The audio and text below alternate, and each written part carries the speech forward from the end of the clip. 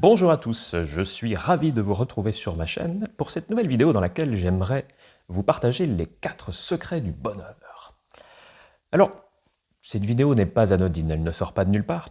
Elle vient d'une réflexion que j'ai eue suite à un post Instagram que j'ai publié il y a quelque temps, lorsque je me la coulais douce à Copenhague, que je faisais du bateau et que j'avais écrit un petit post qui me paraissait, somme toute, assez anodin, assez naïf, et dans lequel j'avais signé, en fin de post, que j'avais toujours été heureux dans ma vie. Et j'ai été surpris par les réactions qui ont été engendrées par ce post. Les réactions de plusieurs d'entre vous, voilà, qui m'ont posé la question, qui m'ont dit « Mais est-ce possible d'être toujours heureux dans sa vie? Quels sont tes secrets? Est-ce que tu ne mitonnerais pas un petit peu pour mieux te vendre ?» Ces questions sont toutes légitimes, bien sûr, et je vais y répondre le plus sincèrement possible. Car oui, j'ai toujours été heureux dans ma vie. Toujours. Alors bien sûr, je suis un être humain. Il m'arrive d'avoir des moments de blues, il m'arrive d'avoir des agacements contre certaines choses de la vie, certains comportements ou autres.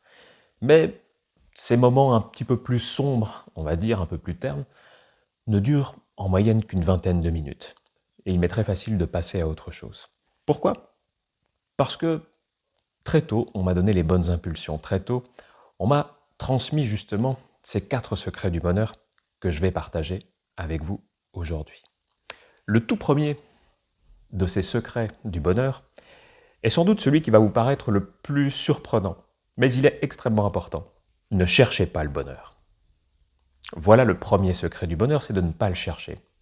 Et la raison en est toute simple, c'est que si le bonheur est la destination de votre quête, ça veut dire que le chemin en est dépourvu. Le bonheur ne doit pas être une destination, il doit être la conséquence d'un autre travail, d'une autre quête, et cette quête, je vais en parler dans les autres points, les autres secrets du bonheur que nous allons aborder juste après. Il faut savoir aussi une chose, c'est que la notion de bonheur en elle-même est une notion qui est extrêmement récente historiquement. La quête du bonheur individuel est quelque chose qui se popularise après la Seconde Guerre mondiale. La quête d'un bonheur collectif, commun, est quelque chose qui s'est développé à partir du siècle des Lumières et principalement à partir de la Révolution française.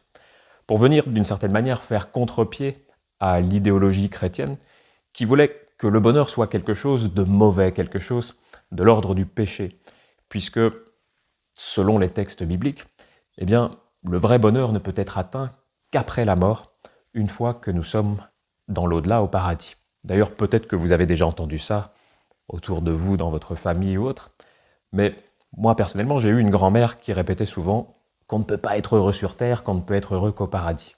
Eh bien voilà, c'est exactement ça que les gens ont pensé pendant des siècles et des siècles, pendant toute cette période de domination chrétienne en Occident. Mais encore une fois, cette question du bonheur, eh bien, elle a changé de par l'histoire, et auparavant, elle était bien différente.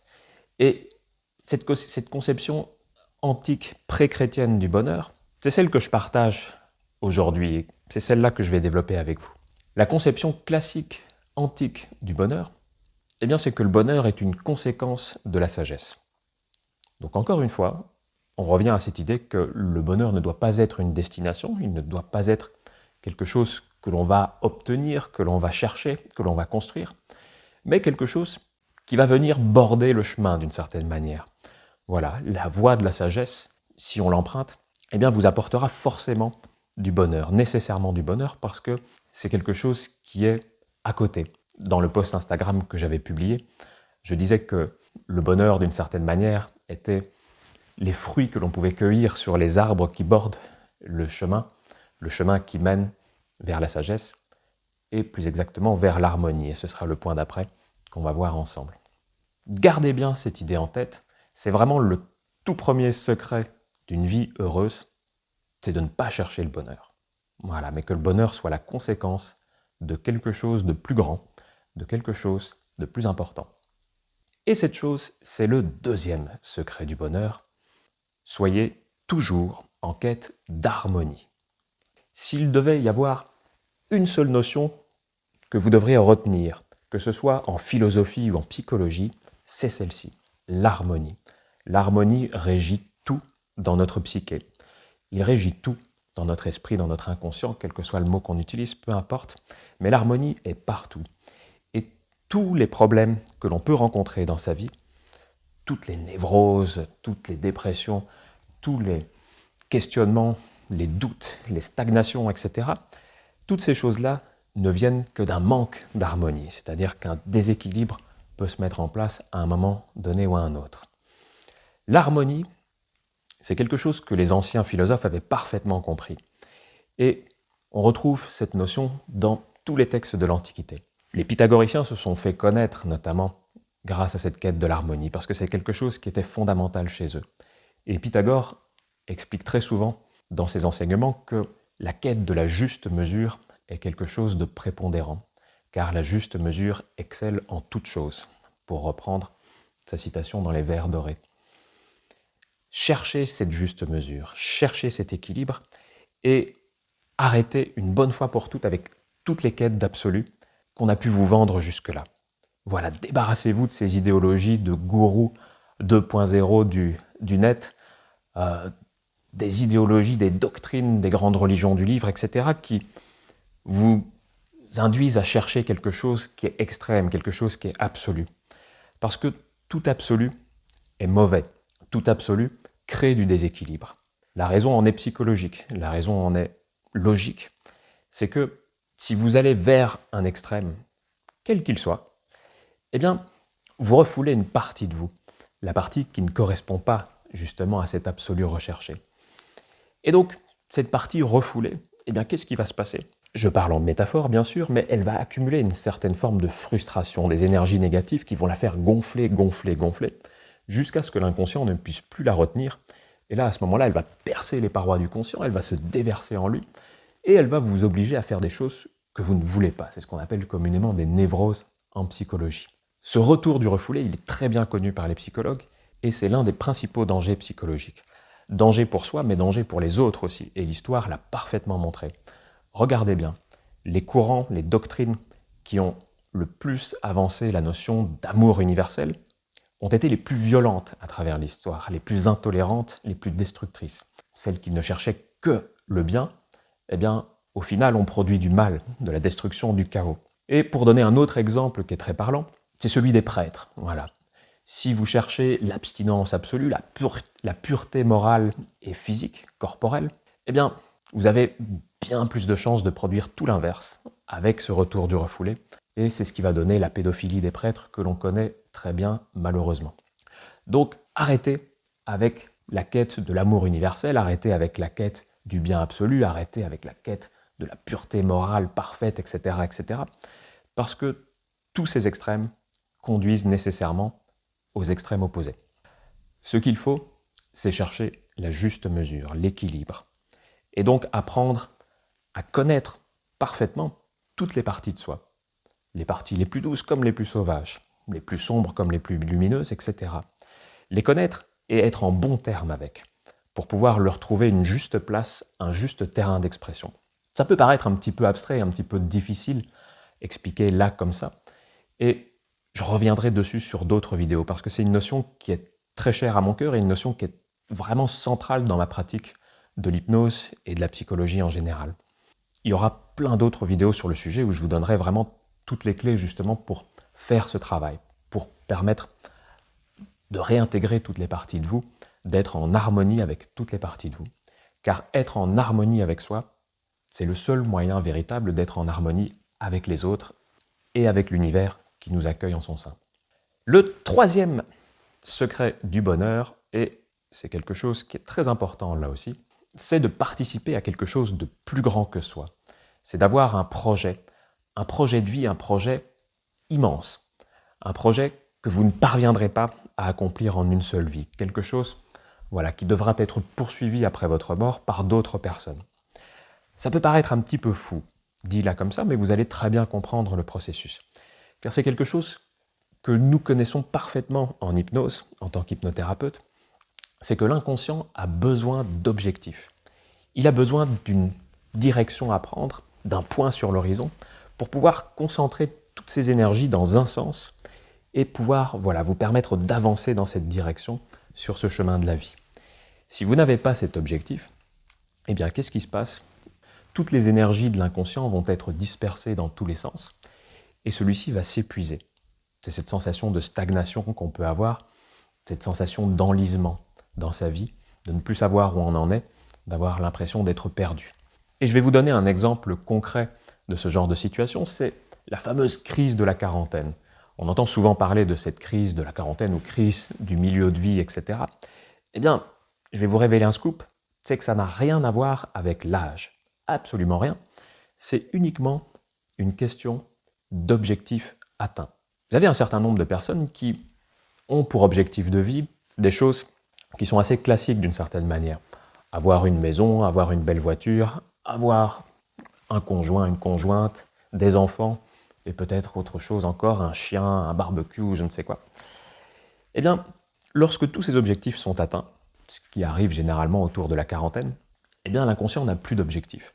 Donc il ne sait plus du tout dans quelle direction orienter ses énergies, et celles-ci sont répandues à même le sol, métaphoriquement parlant, elles sont gaspillées, elles sont perdues. D'où cette fameuse crise, cette remise en question, ce questionnement qui vient saisir les gens qui sont dans cette situation-là. C'est extrêmement important d'avoir toujours un grand objectif de vie.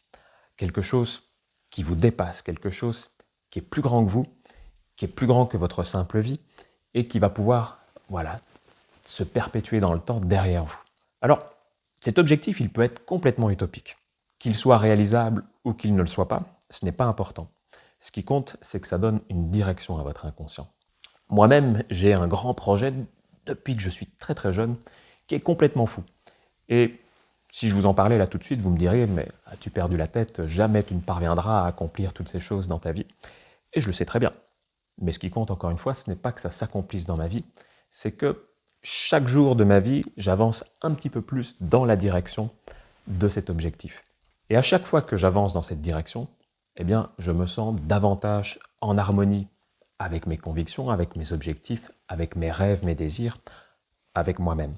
Et c'est cette sensation d'alignement qui procure là aussi, par conséquent, ce bonheur, cette sensation de bonheur général.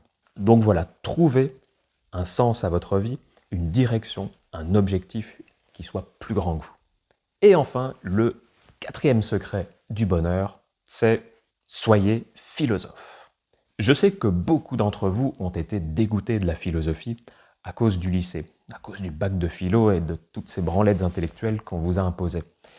Et il y a de quoi être dégoûté parce qu'effectivement, ça n'a rien à voir avec la vraie philosophie. La philosophie, à la base, je parle de la philosophie antique, classique, c'est une démarche active qui permet de se connaître soi-même parfaitement, ou en tout cas du mieux possible, pour pouvoir contribuer à l'ordre du monde. Voilà, trouver sa place et faire avancer les choses, permettre que cette fameuse harmonie dont on a parlé juste avant, eh bien, puisse se diffuser au-delà de soi. Voilà, d'être d'une certaine manière le catalyseur de l'harmonie universelle. Et les philosophes ne sont pas du tout des doux rêveurs qui s'enferment dans des bibliothèques et qui sont coupés complètement du reste du monde, c'est l'inverse. Quand vous regardez les présocratiques, quand vous regardez les platoniciens, les néoplatoniciens, les stoïciens, ce sont des philosophes qui sont extrêmement impliqués dans leur société. Ils sont impliqués en politique, ils sont impliqués dans la vie voilà, de leur commune, de leur pays, etc., etc. Ils ont un rôle prépondérant. Eh bien, c'est cette philosophie-là qu'il faut retrouver. Il faut revenir à ça, il faut être philosophe soi-même, car la philosophie permet de se poser les bonnes questions et d'orienter son regard de la manière la plus harmonieuse possible pour pouvoir avancer dans la vie. Il faut avoir à l'esprit aussi que le cerveau humain n'a pas évolué depuis le néolithique. Ce qui veut dire une chose, c'est que ce qui était valable pour les hommes de l'Antiquité l'est toujours pour ceux du XXIe siècle. Les textes philosophiques de l'Antiquité, qui sont innombrables et qui ont cherché à comprendre le fonctionnement de l'être humain, sont des sources d'inspiration inépuisables. Vous pouvez vous plonger dedans, ne jamais croire les choses à 100%. Il faut toujours garder un regard critique, mais vous pouvez vous nourrir de ces textes. Vous pouvez vous en inspirer pour vous poser à votre tour les bonnes questions. Les questions sur votre vie, les questions sur le monde, les questions sur l'univers, etc. Donc faites-le. Si vous avez du temps, lisez des textes philosophiques. Il y en a des très très simples. Vous pouvez lire, pour commencer, les Pensées de Marc Aurèle, Pensées pour moi-même. Ce sont des textes qui sont très abordables. Vous pouvez lire les textes de Sénèque. Les stoïciens, en général, ce sont des philosophes qui sont très contemporains. Leur pensée s'adapte très facilement à notre époque. C'est une bonne entrée en matière pour apprendre la philosophie. Vous pouvez aussi lire des ouvrages de vulgarisation sur la philosophie. Le Monde selon Sophie, un roman qui est très connu et qui permet justement de découvrir tous les grands courants philosophiques de notre histoire. Je vous recommande aussi les livres de Pierre Hadot, un helléniste spécialiste de la philosophie antique, qui explique très très bien dans ses ouvrages les différents concepts philosophiques de l'Antiquité. Et ça peut vraiment vous donner des inspirations pour votre vie. Et puis, soyez philosophe pour une raison aussi très simple. C'est que les philosophes avaient appris une chose fondamentale, c'est que les choses extérieures à nous n'ont d'autre valeur que celles qu'on leur porte. Ce qui veut dire que tous les événements extérieurs, toutes les choses difficiles, négatives que vous pourriez vivre, eh bien, ce sont des choses neutres en réalité. Elles n'ont pas de valeur, elles ne sont ni bonnes ni mauvaises, elles sont. C'est notre jugement à leur égard qui porte en lui une qualité négative ou positive. Ça veut dire aussi que ce qu'on ressent est complètement virtuel et qu'on peut le modeler. La philosophie permet de le faire, l'auto-hypnose permet de le faire aussi. Et justement, de transformer cette perception, de changer l'angle de la caméra pour pouvoir vivre les choses plus sereinement. Et c'est quelque chose qu'on va aborder sur cette chaîne aussi, parce que j'aimerais vraiment vous donner des clés, des outils grâce à l'auto-hypnose pour pouvoir changer l'angle de la caméra, de vos perceptions, et faire du film de votre vie le film qui vous convienne le mieux, qui soit vraiment le plus agréable pour vous à regarder. Et il faut savoir d'ailleurs que les anciens philosophes pratiquaient activement l'auto-hypnose. C'était une pratique philosophique qui faisait partie de la démarche philosophique en elle-même. Donc voilà, l'auto-hypnose, c'est quelque chose qui s'inscrit vraiment dans tout ce que je viens de vous expliquer. Et c'est pour ça que nous allons voir tout cela et que ça va vous donner encore plus de clés pour avancer dans la vie sur ce chemin de l'harmonie personnelle et universelle. Voilà donc quels sont les 4 secrets du bonheur pour moi. Quand j'écris, quand je dis que je suis quelqu'un d'extrêmement heureux, quelqu'un qui a toujours été heureux, je le pense à 100%. Et c'est une vérité. Encore une fois, voilà, il peut arriver, comme pour tout le monde, qu'on ait envie de se reposer un petit peu, de faire une pause, de souffler, de ressentir un fragment de mélancolie. Des choses qui permettent aussi de se poser des questions sur soi, sur notre place au moment T. Est-ce que nous sommes sur le bon chemin? Est-ce que nous avançons dans la bonne direction? Et c'est important. Mais ces choses-là doivent être brèves. Une fois que vous avez les outils pour comprendre quel est le message qu'il y a derrière, eh bien il faut se saisir de ce message pour mettre en place les changements et orienter sa vie dans la direction qui convient, celle qui convient à votre harmonie, à votre épanouissement et par conséquent à votre bonheur. Ces clés du bonheur, elles peuvent être différentes d'une personne à l'autre. Et d'ailleurs, si vous en avez d'autres que vous aimeriez partager, eh bien faites-le en commentaire. Je serais curieux justement d'apprendre quels sont pour vous les secrets du bonheur, comment est-ce que vous mettez en pratique ces choses. Et si vous avez des questions, si vous avez des critiques, des commentaires à faire, eh bien faites-le. Un débat intelligent permet toujours de s'enrichir et de grandir. Merci pour votre écoute, vos partages, vos likes, votre participation, et à très bientôt pour de nouvelles vidéos.